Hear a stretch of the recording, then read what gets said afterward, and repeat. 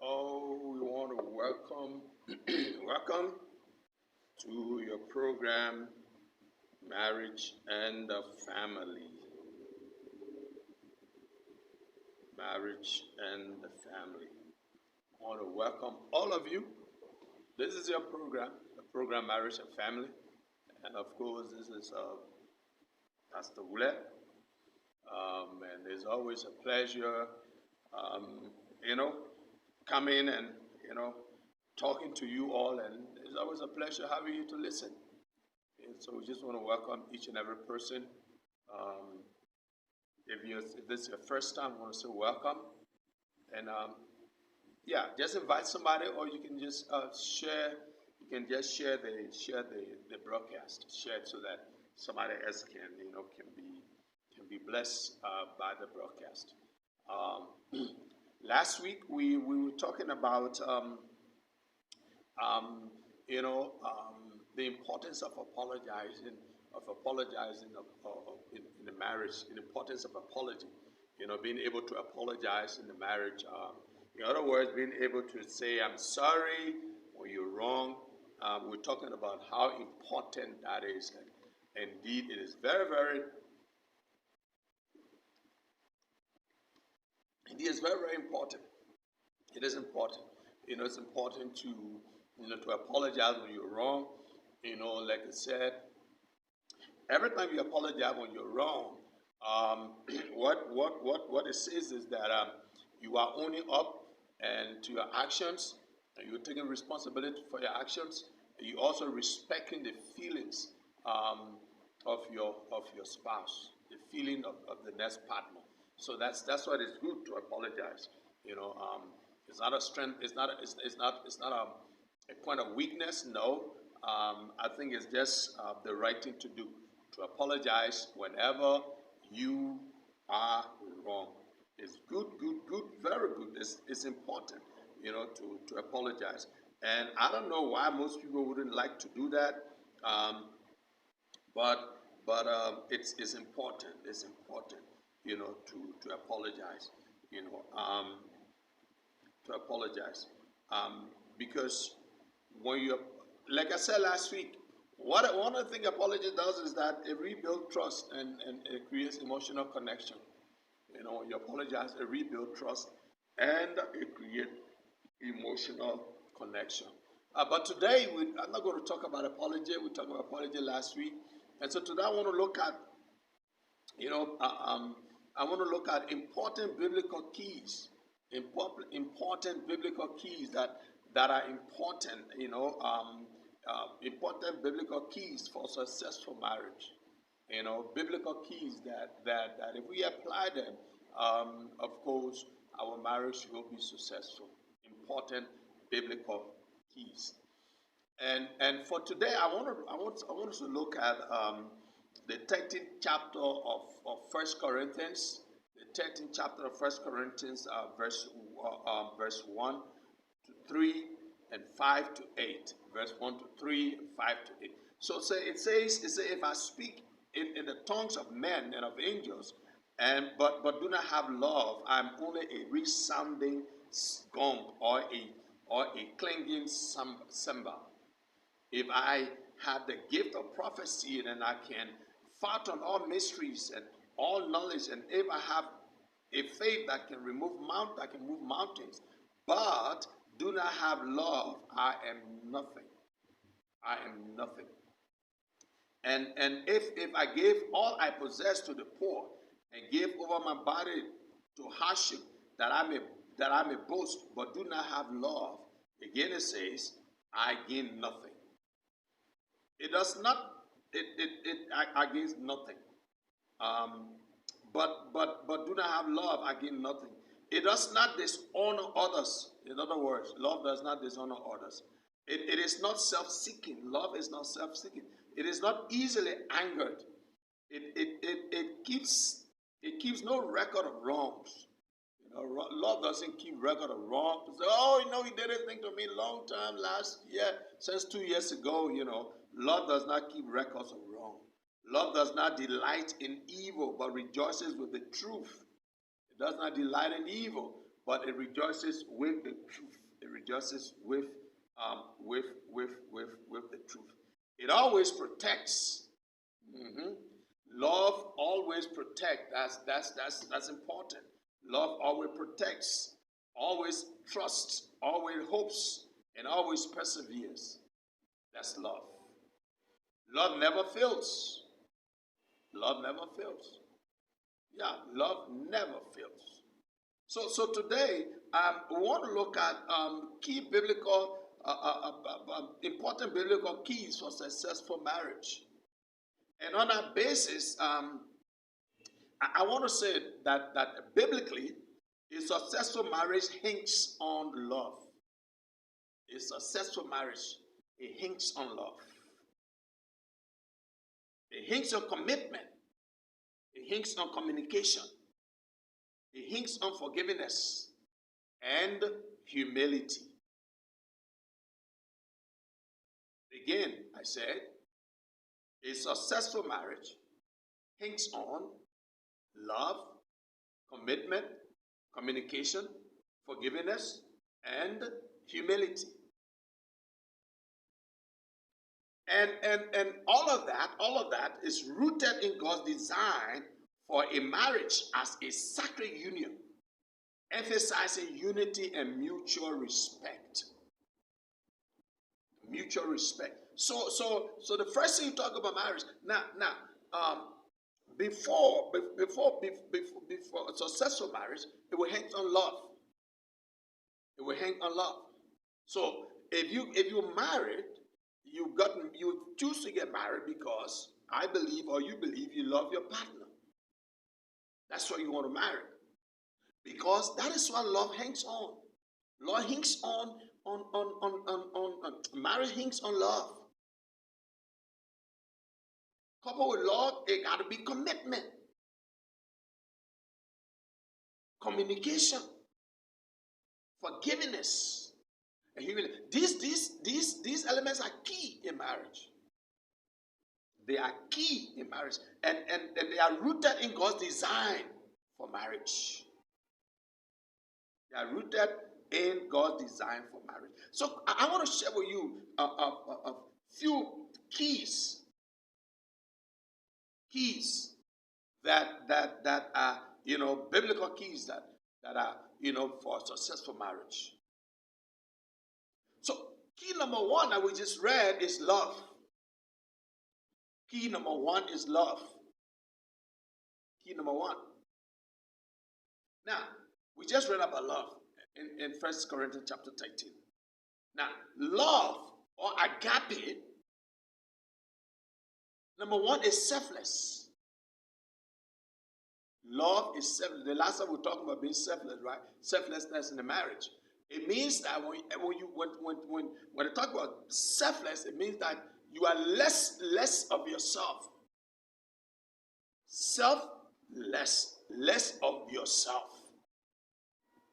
So number one, love is selfless. Love does not think of himself, thinks more of the other person. It's selfless. It's less about me, more about my spouse, more about the other partner. So that's the first thing. Love, selfless.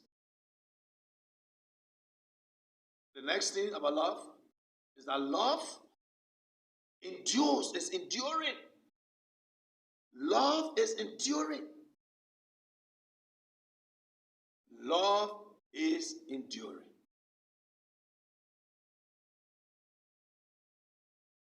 Where there is love, endurance will rule. Not only is love selfless, not only is love enduring, but love acts with kindness and patience. Love acts with kindness and patience. Love, agape, selfless. So if love is in the marriage, I'm not saying there will not be challenges, but there will not be issues that cannot be handled. There will not be issues that cannot be addressed. Because the first thing you understand, that is love. Love is selfless. Less about myself, more about the other person. That's love. Not only is love selfless, you also got to find out that love is enduring. Love is enduring. And love acts with kindness and patience. Love will act with kindness and patience. So it's about choosing to love your spouse. That's what it is. It's about choosing to love your spouse, even when it is difficult.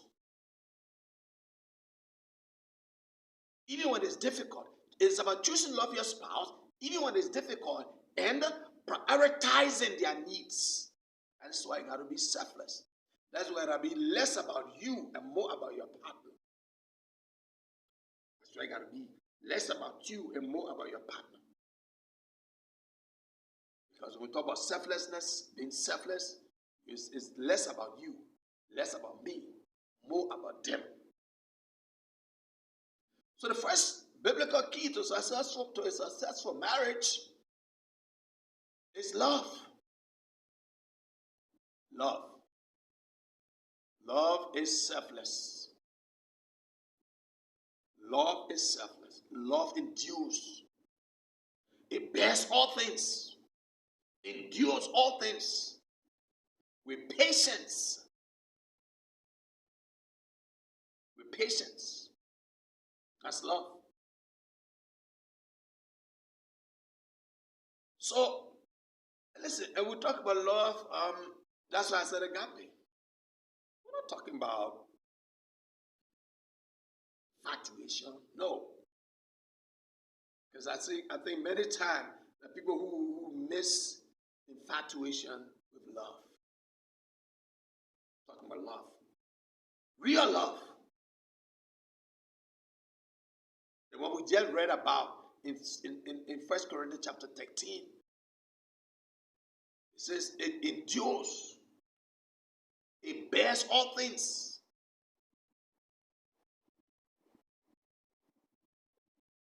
So the second key to a successful marriage, the second key is commitment. Commitment. Do you know that marriage is a lifelong commitment? Oh yeah, marriage is a lifelong commitment. A lifelong commitment. That's what marriage is. Marriage is a lifelong commitment. And it's a vow to be fulfilled. A vow to be faithful. So you got to understand now. Key number 2 is commitment. Key number 1 is love. Key number 2 is commitment. Because then you got to understand that marriage is a lifelong commitment. Till death do us part. It's a lifelong commitment. But it's also a vow to be faithful and supportive. So you vow to be faithful and supportive. Even through difficult and challenging times. Even through difficult and challenging times, marriage is a lifelong journey, a lifelong commitment. And it is a vow that you make to be faithful and supportive, even in difficult and challenging times.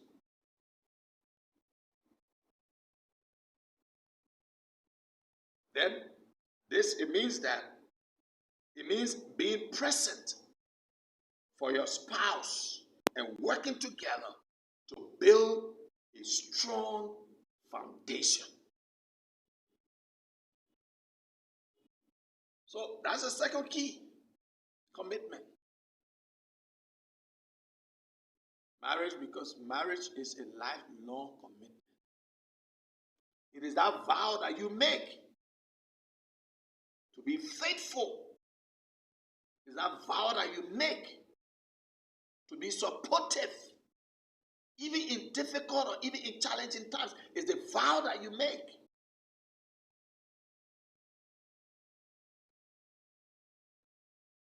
And it simply means that you be present for your spouse and that you work together to build a strong foundation.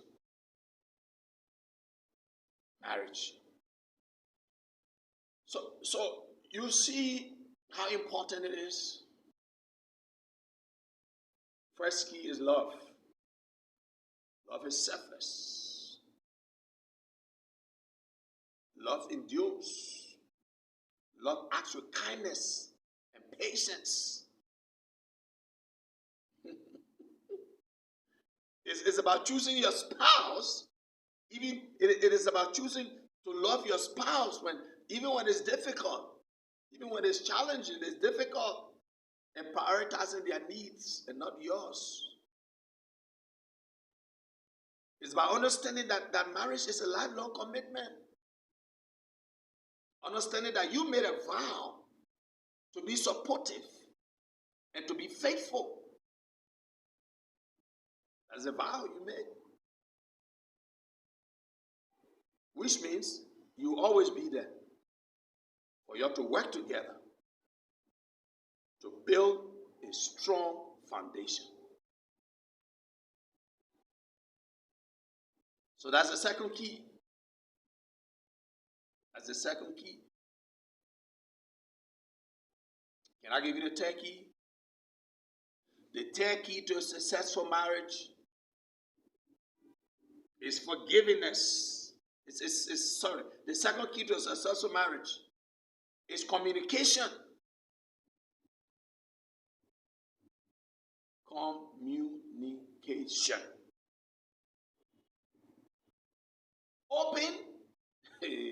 Open and honest. You see, every time I talk communication, I always say it got to be open, it got to be honest. Because some communication can look like they're open, but they're not honest. Some people can lie. Some people can lie. So it gotta be real honest. It got to be honest. So when we talk about communication, we talk about open and honest communication. Open and earnest communication. Because it is essential for understanding each other's needs.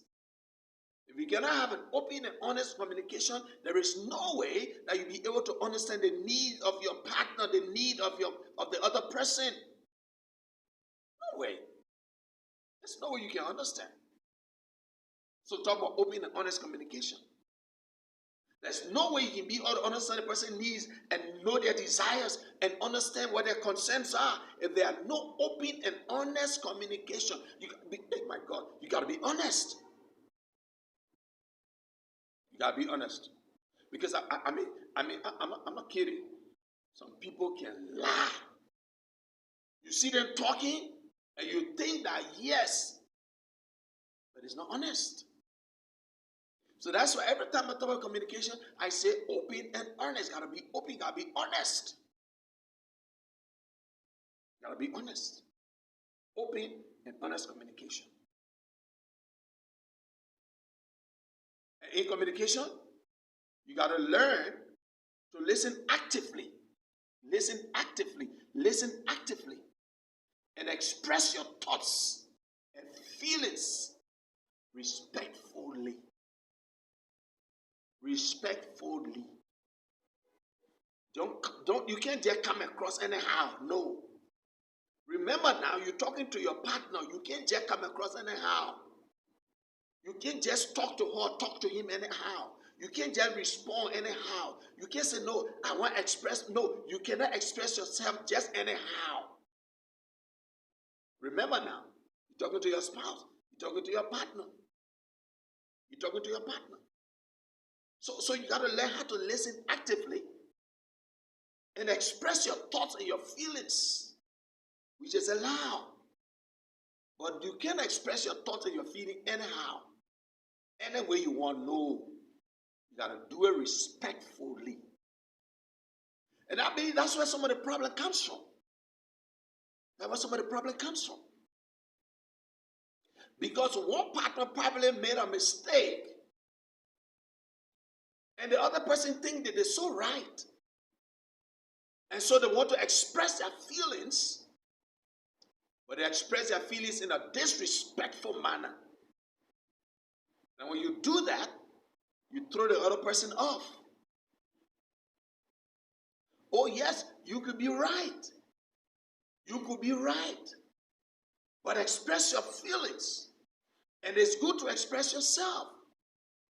But remember, you're talking to your spouse, you're talking to your partner.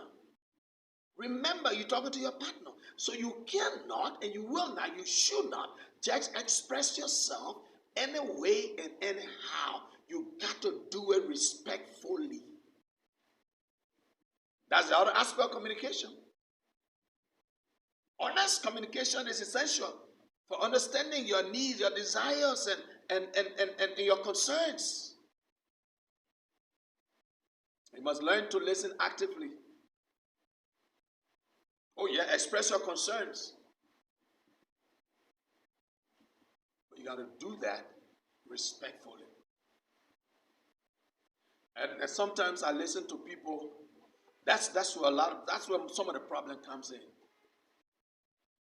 The other person might be wrong, but two wrong doesn't make one right. Oh, they did it to me, so I just express no, that's not how it goes, my dear. That's not how it goes. No. You got to do it respectfully. Respectfully. So that key number three is communication.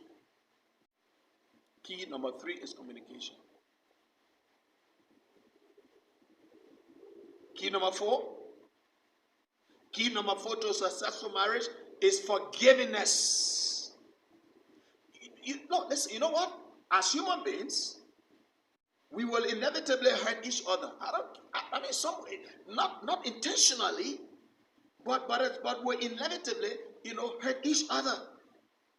Sometimes it's not intentional.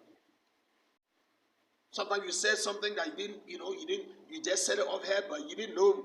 We hurt each other. It's just normal. We're human beings. We're human. But biblically, forgiveness is key to maintaining a healthy relationship. Forgiveness is key. Biblically speaking, forgiveness is key to maintaining a healthy relationship. Nobody fell from heaven. We all are humans. And sometimes we make some errors, we make mistakes. And we inevitably hurt each other. But biblically speaking, forgiveness is key to maintaining a healthy relationship.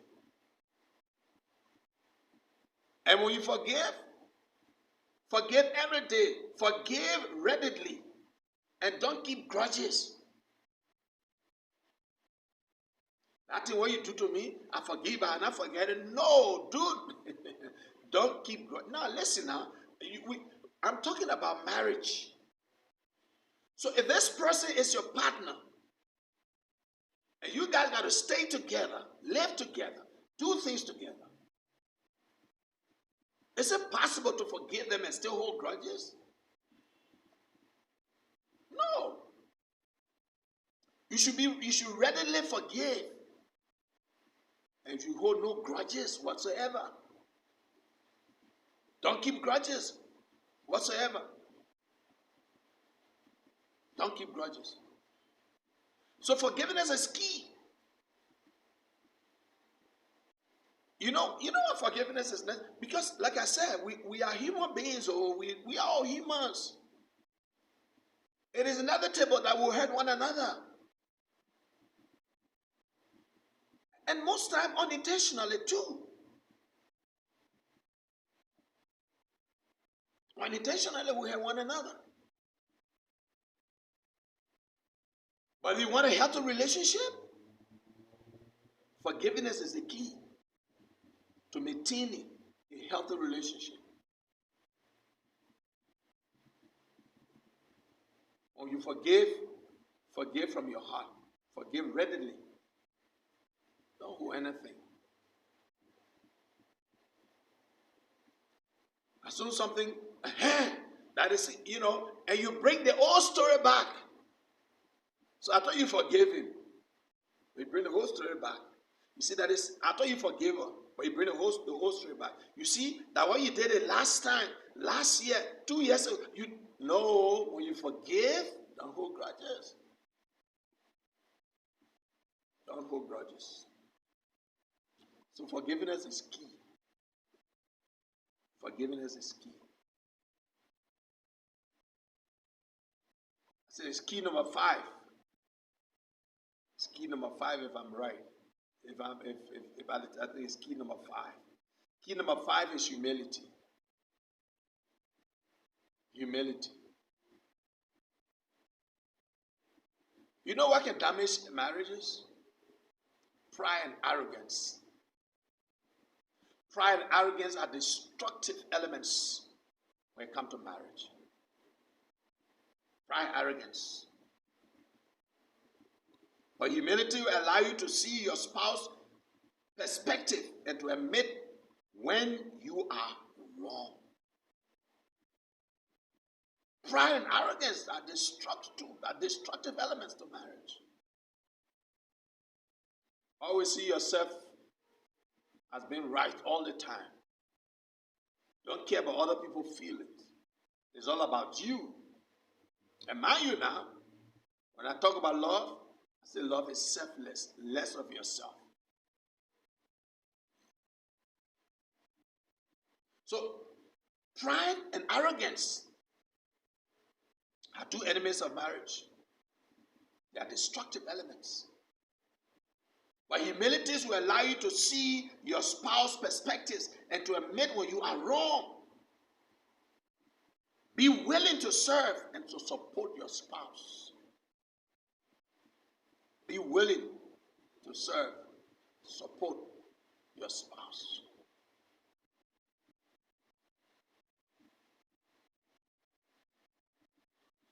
You know, one of the things that eats marriages out is pride and arrogance. Pride and arrogance. When you're wrong, you're not willing to see the perspective of your spouse and apologize and admit that you are wrong. It's destructive. It's destructive. Be willing to serve and to support your spouse. Be willing to serve and support your spouse. And of course, the men can also serve their wives. Who told you men shouldn't serve their wives?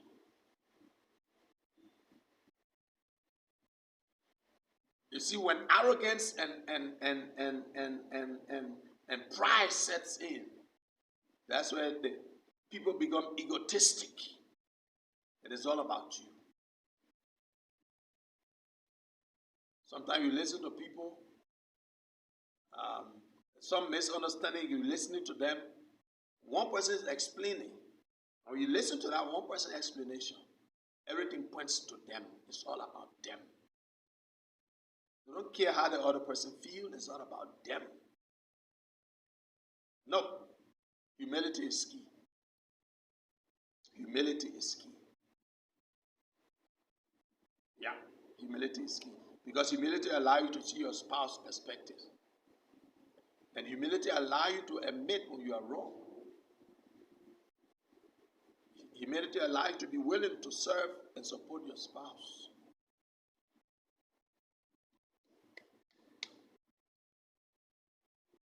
The next key, I'm sure it's key number 6. I'm not following. I hope I'm getting it correct. The next key is unity. Unity, unity, unity. Listen, marriage is about becoming one flesh. The Bible says, and the two shall become one flesh. So it's important to work together as a team and support each other's goals and aspirations. Be a team player. Be a team player. Listen, if you are a team player, then of course you are result-minded. If you are a team player, you are result-minded. So unity is key in a marriage. Unity is key. Unity is key. Because if you understand what marriage is just simply becoming one flesh. The Bible says, for this reason a man shall leave his mother and his father's house and join to his wife and cleave. At another time we'll talk about that aspect of cleaving. And they both shall become one. And I said to you, it is only biblical mathematics. We're not talking about, secular mathematics. That biblical mathematics says 1 plus 1 equals 1. Secular mathematics says 1 plus 1 equals 2. But no, biblically speaking, as it relates to marriage, 1 plus 1 is 1. The two shall become one. So marriage is just about becoming, it's all about becoming one flesh. So unity is key. Unity is important. It's important. It's important to work together as a team and support each other's goals and aspirations. It's important.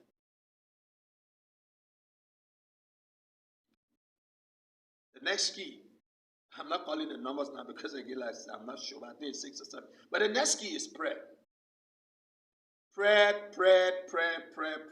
Prayer is the next key. Marriage is about, seek God's guidance and strength for your marriage. How do you do that? Through prayer. It is through prayer that you seek the guidance of God and strength for your marriage. You want to do that through prayer. Pray together as a couple. Pray for each other individually.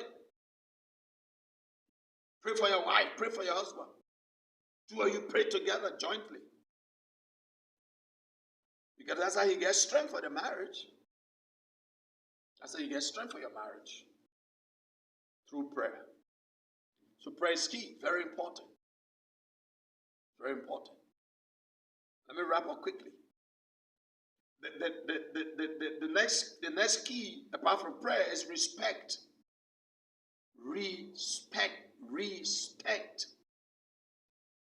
Show your spouse the highest form of respect, both in words and in actions. Show your spouse the highest form of respect, both in words and in deeds, both in words and in action. Right? Sometimes you see how people talk to, somebody talk to their spouse. You like, ma. Show respect to your spouse in deeds and in actions. It's key. Respect is key. That's why I said the lack of respect in marriages, that's the thing that's caused a lot. That's some of the things that's caused problem in marriage is lack of respect. You can talk to your spouse anyhow, anywhere, in deeds and disrespect all over the place. No. Respect your spouse. Give them the highest form of respect. Show them the highest form of respect.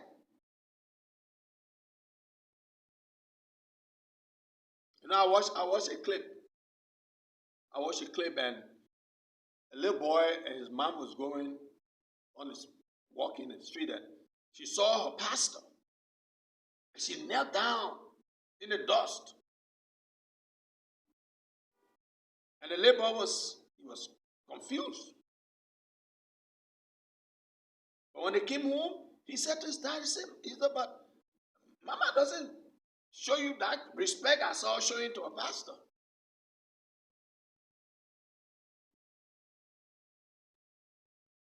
Listen, I got no problem with showing your pastor respect. But the Bible says, show your own self, husband, respect. Your own husband, respect.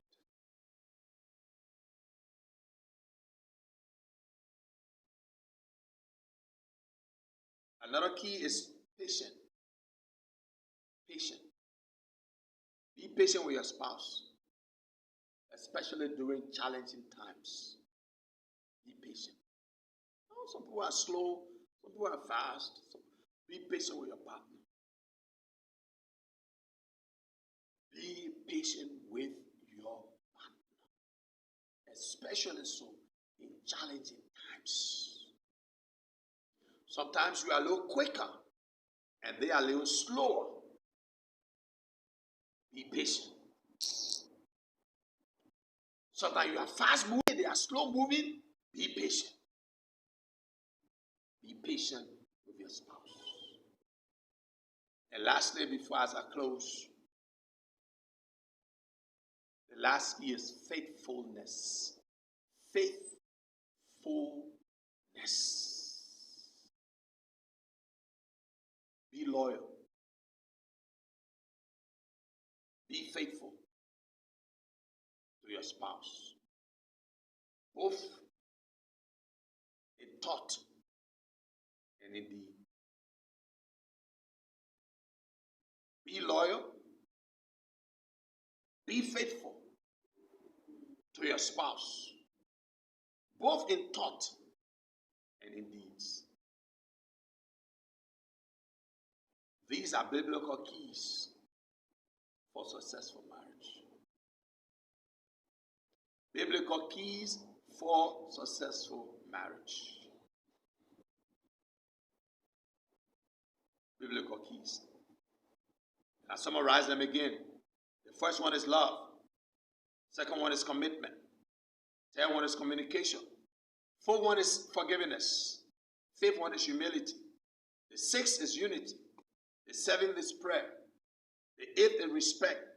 The ninth is patience. And the 10th is faithfulness. Be faithful.